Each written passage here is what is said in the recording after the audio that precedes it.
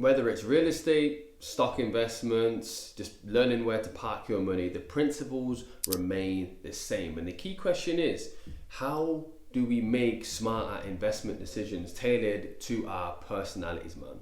Let's break this down. So look, any part of your investment strategy needs to involve your time horizon, man. And I always say that, if you're planning to stay in let's say a home, or even hold any kind of investment for 5 years or longer, that tends to be my kind of time horizon. Generally, I would say it's fine that you can kind of jump into that investment, man. But anything shorter than that, you need to kind of recalibrate, reframe your thinking, and potentially sit on the sidelines, man, and save that capital that you would have invested, man. I like to chuck them in three separate baskets, man. So the first basket is short term. Okay, now this typically ranges between 12 to 36 months on my time horizon.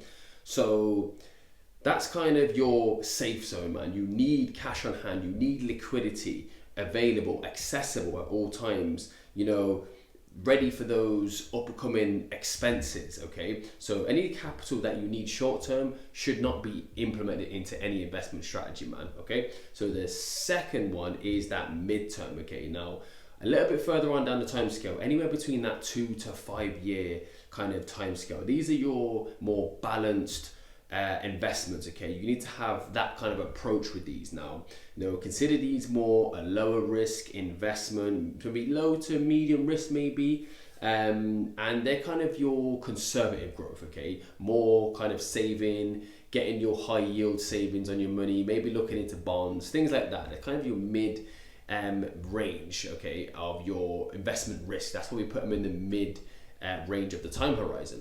And then lastly, you've got your long-term time horizon. Okay, anywhere from 5+ years going forward. This is where you can start thinking about real investments. All right, this is where it gets interested. This is where you can park money over time and let it work hard for you. That's things like your stocks, that's things like your real estate, even things like collectibles, your Pokemon cards, art, anything like that.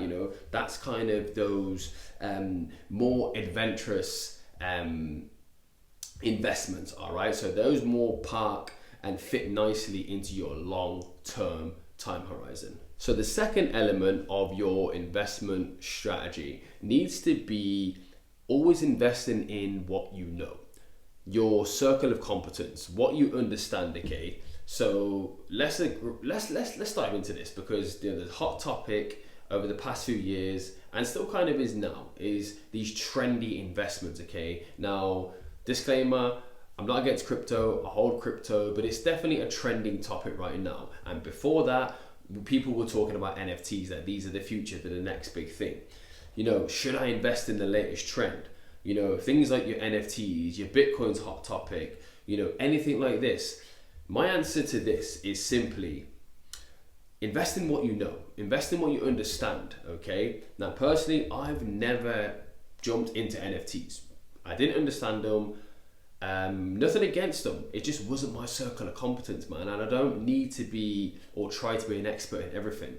I want to stick to something I know and I know I can master, and that's exciting to me. Okay, because when it comes to NFTs, people lost big, man. People lost big dough. All right, and I just didn't want to be a part of that, because I simply didn't want to jump on a bandwagon and try jump on a trend and try and make a quick flip. That's not my protocol, man. That isn't my mission. All right, I'm going to stick to what I know and what's working for me, and I'm going to continue to build confidence and knowledge in those areas, man. And for me, those areas are growth stocks, man. Those areas are business ventures. Why? Because I understand them. I understand those markets inside and out. So that's what appeals to me, and that's going to be personal to you, and you need to figure that out. Okay, but what I will say is, avoid the trends, avoid those traps, man, because you're going to result in yourself losing some serious money.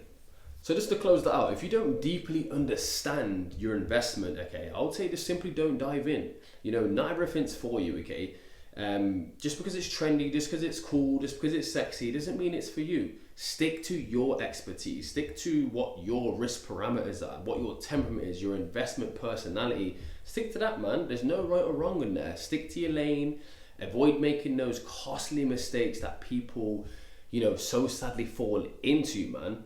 And for me, like I said, that's not my lane. I just prefer to invest in great businesses and build businesses out. So the third point I want to nail home is very important to me because this is how a lot of people will generally start. I myself started this way, and it's just simply to start small. And when you start small, you can scale up, man.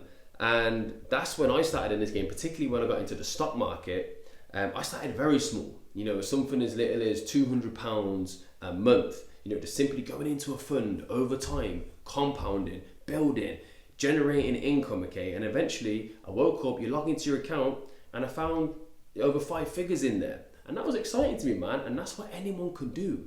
The sky's the limit with this kind of stuff, man. And this is why I love the stock market so much, is because you can start incremental, you can start so small, and over time you can compound and you can grow. And when that stock grows, what happens? Our net worth grows, man. This is what's so important. People don't focus on net worth. People are trying to always focus on running up the bag and, trying to get to a number goal. That's cool, but that's the surface level, man. It's all about the net worth, all right? What is your net worth? Your assets need to outweigh your liabilities. They need to outweigh your debt. And stocks are a great way and an amazing way to get into ownership for a very small barrier of entry, man. So just simply start with what you can manage. What's your affordability, man? Even if it's as simple or as little as £50, or even if it's £100 a month, over time, that's 100% going to compound. It's going to start building, and it's going to allow you to learn while you earn, while your portfolio grows out and your net worth, like we said, grows over time, man. So nothing is too small. Personally, I started with £60 in the stock market. Yes, £60. That is it, man. And now my portfolio is dancing, doing big numbers now, okay? And it's way exceeding what I thought it would be. And that just started with me being dedicated to learning, me being dedicated and being consistent and putting that money in there and learning while my money was growing and earning for me, man. And you can do exactly that. So the next point I want to talk about is investing is an individual journey, okay? Now, it's important that you incorporate your personality and your strategy of life into your investing game, because like we said, you can't be a defender all your life, play defense on the field all your life, and then you try go be a striker when it comes to investing.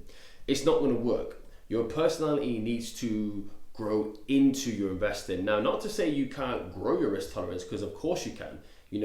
When I started in this game, my risk tolerance was not what it was right now. So I'm saying you can definitely grow incrementally over time. But I'm saying when you're starting out, you've got to be authentically yourself. Bring your personality into your investing strategy, and it will massively, massively help catapult you in the right direction and avoid kind of these pitfalls like we spoke about earlier, man. So your strategy of your life and your risk tolerance needs to be involved, because when you were 22, when you were 21 years old, your risk tolerance will be definitely different to when you're 42 or even when you're 62. Your age and how much time you have to recover from losses, that's very important as well, man.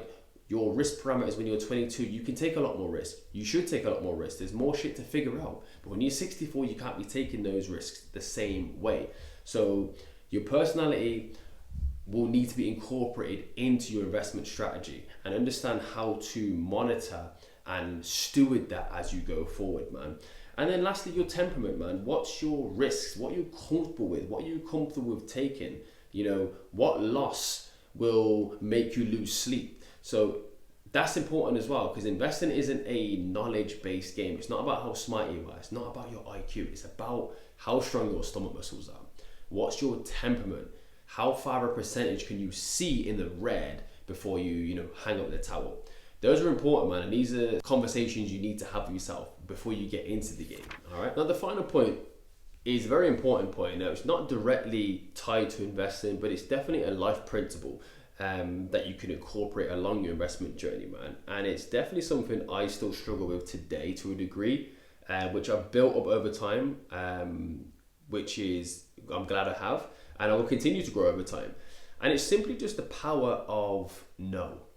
No is a very important and powerful word that we all need to incorporate in our lives as we go through this journey, man. Because one of the hardest things and one of the most valuable lessons is the power of saying no. That's not for me, especially when it comes to things like investments or opportunities that may land in your lap. You know, growing up where I come from, you would just naturally, as a prerequisite, think that you have to say yes to everything. And to a degree, when you begin and when you're trying to make a name and you're a nobody, yes, you know, you've got to use the word yes, but you know, more realistically you do. But as you grow, as you maneuver and navigate, you need to start exercising no and understanding and again stewarding your parameters and understanding that not every opportunity is your opportunity. It's not, everything isn't for you, okay? So that's what I mean by saying no. It's stewarding yourself to say, this don't align with my parameters, don't really understand this, you know, this could go left, it may make me some money, yeah, of course, but do I really understand this? Even if I make money, could I really backtest this and understand how I made the money? That's the why no is very important, because it will help you, and it saved me, myself, from many, many pitfalls when I look back now.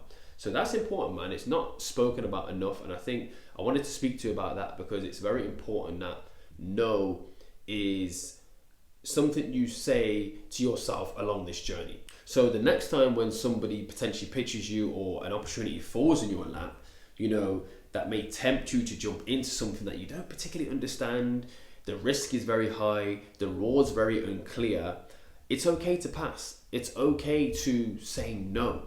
Don't think like you're missing out. Do not get that fear of missing out, because not everything is for you, like we said before.